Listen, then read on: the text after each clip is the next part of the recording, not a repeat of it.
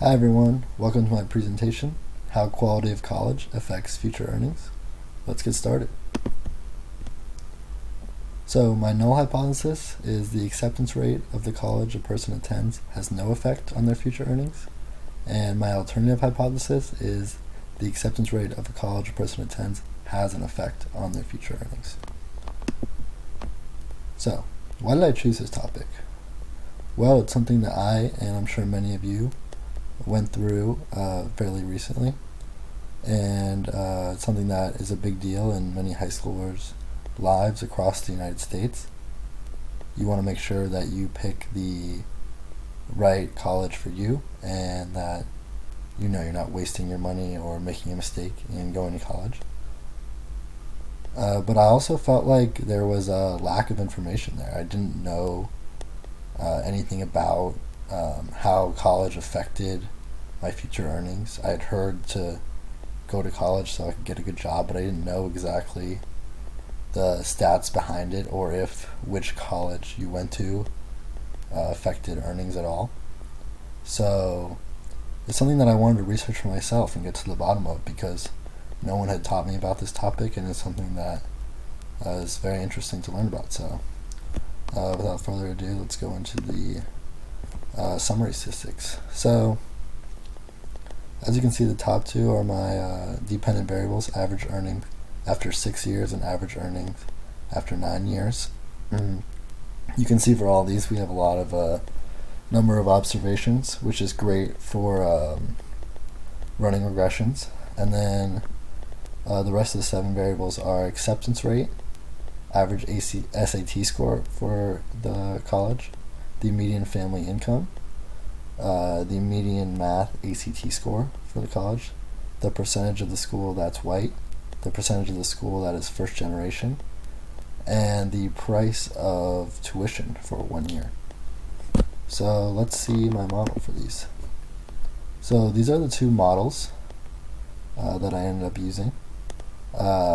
So for the first model that I did, I took the log transformation of each time.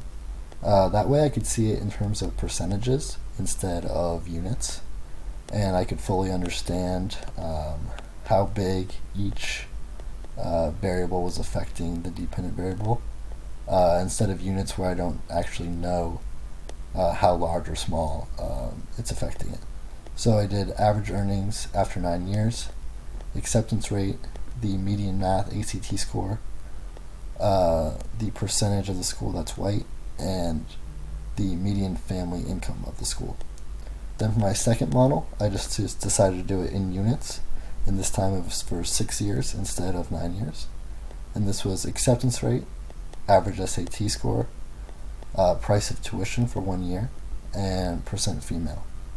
And as you can see here, I did log transform percent female due to the fact that it was not statistically significant unless I did log transform it.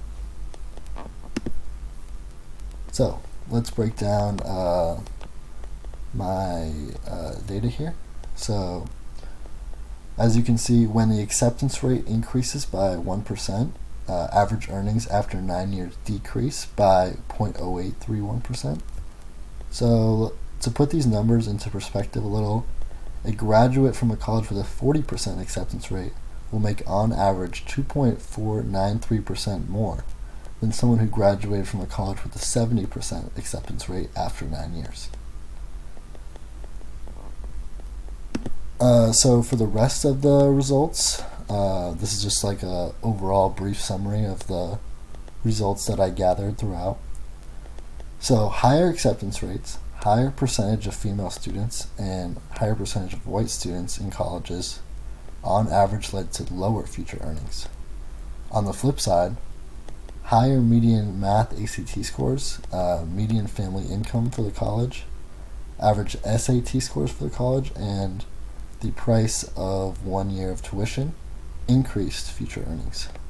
And so all of these were also statistically significant at 95% as well.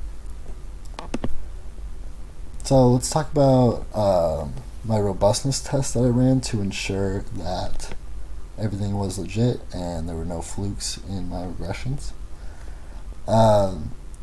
So throughout the different regressions, the coefficient for acceptance rate would only change slightly, which was great.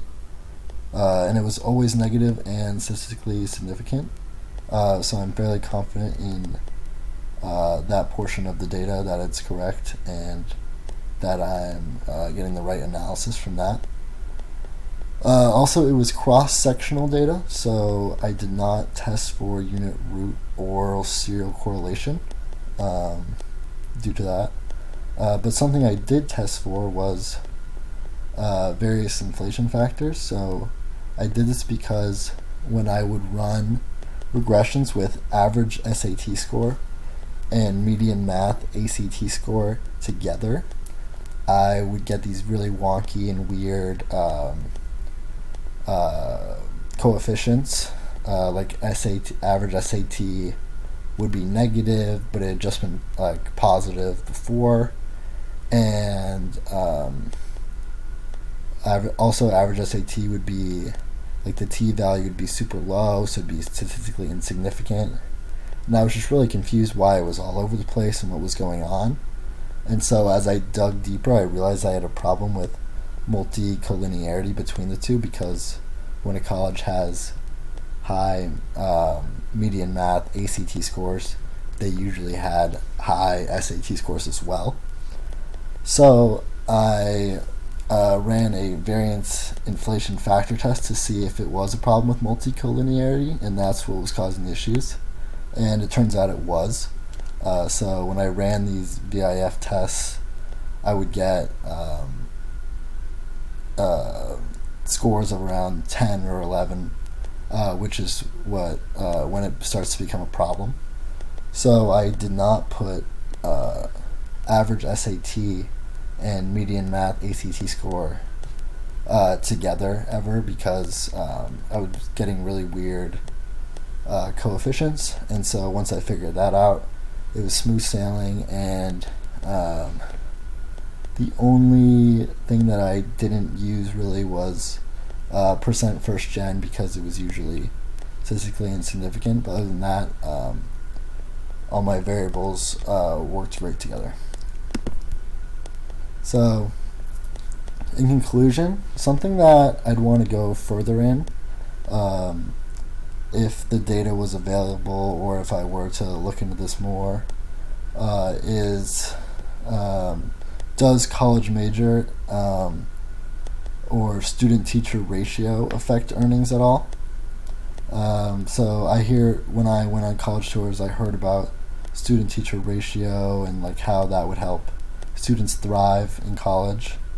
And obviously everyone's heard about how college major affects earnings, but I want to see the amount that's true, and if small schools or large schools had an advantage in future earnings. So to sum everything up, acceptance rate definitely does have an impact on future earnings, as well as many other things that I talked about here. And so yeah, thank you for listening to my presentation. I hope everyone has a great break. Thank you.